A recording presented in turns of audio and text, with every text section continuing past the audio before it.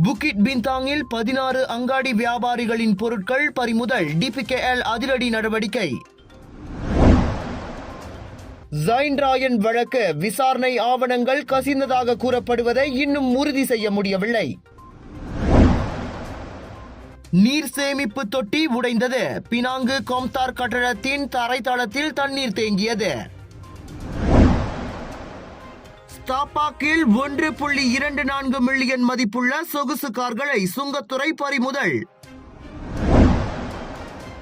Kuala Lumpur சிறார் பராமரிப்பு மையத்தின் பராமரிப்பாளர் கடந்த 11 நாட்களாக காணவில்லை.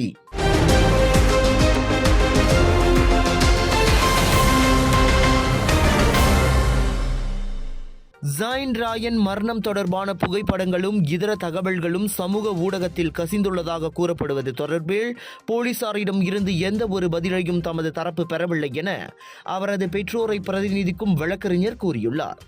29 வயது ஜைம் இக்வான் ஜஹாரி மற்றும் 29 வயது இஸ்மானிரா அப்துல் மனாஃப் ஆகிய இருவரையும் பிரதிநிதிக்கும் வழக்கறிஞர் ஜைன் ராயன் கொலை தொடர்பான ஆவணங்களை வெளியிட்ட டெலிகிராம் கணக்கிற்கு எதிராக போலீஸ் புகார் செய்துள்ளதாக தெரிவித்தார். எனினும் அந்த டெலிகிராம் கணக்கில் வெளியிடப்பட்ட புகைப்படங்களும் இதர தகவல்களும் உண்மையானவையா என்பதை தன்னால் உறுதிப்படுத்த முடியவில்லை என்றார். இதுவரை அது தொடர்பில் போலீசாரிடம் இருந்தும் தங்களுக்கு எந்த தகவலும் கிடைக்கவில்லை. விசாரணை நடத்தப்பட்டதா, தேசிய சட்டத்துறை அலுவலகத்தின் கவனத்துக்கு கொண்டு செல்லப்பட்டு விட்டதா எதுவும் தெரியாது என அவர் குறிப்பிட்டார். அதனால் ஜைன் ராயனின் சவ பரிசோதனை புகைப்படங்கள் கசிந்துள்ளதாக கூறப்படுவது குறித்து தமது தரப்பு இன்னும் 2வது போலீஸ் புகார் செய்யவில்லை எனவும் அவர் உறுதிப்படுத்தினார். இன்றுதான் சவ பரிசோதனை தொடர்பான புகைப்படங்கள் கிடைத்துள்ள வேளை கசிந்த படங்கள் உண்மையானவையா என்பதை முதலில் ஆராய வேண்டும்.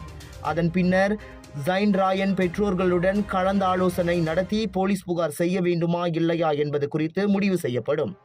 ஜூன் 13ஆம் தேதி அலட்சியம் காரணமாக ஜைன் ராயனுக்கு காயம் விளைவித்ததாக அவனது பெற்றோருக்கு எதிராக குற்றம் சாட்டப்பட்டது.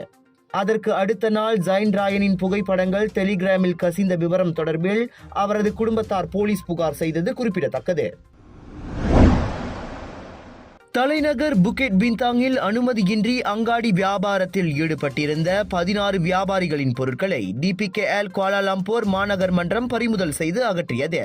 அதில் 15 பேர் வெளிநாட்டவர்கள், ஒருவர் மட்டும் உள்நாட்டு வியாபாரி ஆவார். அமலாக்கத்துறை, புக்கிட் பின்தாங் DPKL கிளை மற்றும் வர்த்தக அனுமதி மற்றும் மேம்பாட்டுத்துறையின் ஒத்துழைப்போடு அந்த சோதனை நடவடிக்கை மேற்கொள்ளப்பட்டதாக கோலாலம்பூர் மாநகர் மன்றம் ஓர் அறிக்கையின் வாயிலாக தெரிவித்தது. பறிமுதல் செய்யப்பட்ட பொருட்கள் மேல் நடவடிக்கைக்காக செராஸ் தாமான் மியார்ஜாவில் உள்ள கிடங்கிற்கு கொண்டு செல்லப்பட்டன. பினாங்கில் அரசாங்க அலுவலகங்கள் அமைந்துள்ள கொம்தார் கட்டடத்தின் தரைத்தளத்தில் இன்று காலை தண்ணீர் தேங்கியது. அந்த கட்டடத்தில் உள்ள நீர் சேமிப்பு தொட்டி உடைந்ததை அடுத்து வழிந்தோடிய தண்ணீர் தரைத்தளத்தில் தேங்கியதாக கூறப்படுகிறது. அதனால் அந்த 68 மாடி கட்டடத்தில் உள்ள 12 மின் தூக்கிகளின் சேவையும் உடனடியாக நிறுத்தப்பட்டதால் ஏறக்குறைய அங்கிருந்த அனைத்து அலுவலகங்களுக்கும் செல்ல முடியாமல் போனது. அந்த அலுவலகங்களில் வேலை செய்யும் பணியாளர்கள் சிலர் படிகளை பயன்படுத்தி மேலே சென்றதாக கூறப்படுகிறது. தொழில்நுட்ப கோளாறு காரணமாக கட்டடத்தின் 27வது மாடியில் உள்ள நீர் தொட்டி உடைந்து நீர் வழிந்தோடியதாக உள் அறிக்கை ஒன்றில் குறிப்பிடப்பட்டுள்ளது. துப்புரவு பணிகள் நிறைவடையும் வரை மின் தூக்கிகள் செயல்படாது எனவும் தெரிவிக்கப்பட்டுள்ளது. அதனால் பொதுமக்கள் கொம்தார் கட்டடத்திற்கு செல்வதை ஒத்திவைக்குமாறு மாநில அரசாங்கம் தனது முகநூல் பதிவு வாயிலாக கேட்டுக் கொண்டுள்ளது.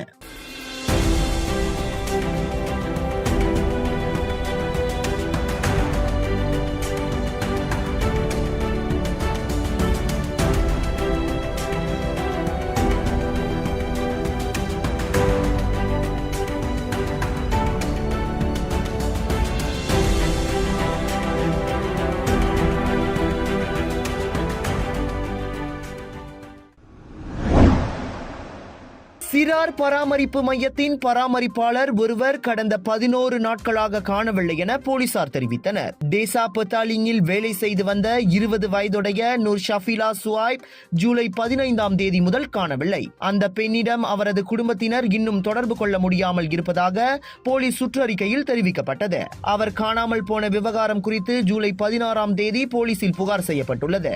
அந்த பெண்ணை பற்றிய தகவல் அறிந்தவர்கள் உடனடியாக சாலாக் சலாத்தான் பாரு போலீஸ் நிலையத்தின் சார்ஜன் காலிக் அப்துல் வஹாப் என்பவரை 0379815053 என்ற எண்களில் தொடர்பு கொள்ளும்படி அந்த சுற்றறிக்கையில் கேட்டுக்கொள்ளப்படுகின்றது. தலைநகர் ஸ்தாபாக்கில் உள்ள உரிமம் பெற்ற கிடங்கு ஒன்றில் சுங்கத்துறை அதிகாரிகள் மேற்கொண்ட அதிரடி சோதனை நடவடிக்கையில் 1.24 மில்லியன் ரிங்கிட் மதிப்புடைய 16 சொகுசு வாகனங்கள் பறிமுதல் செய்யப்பட்டன.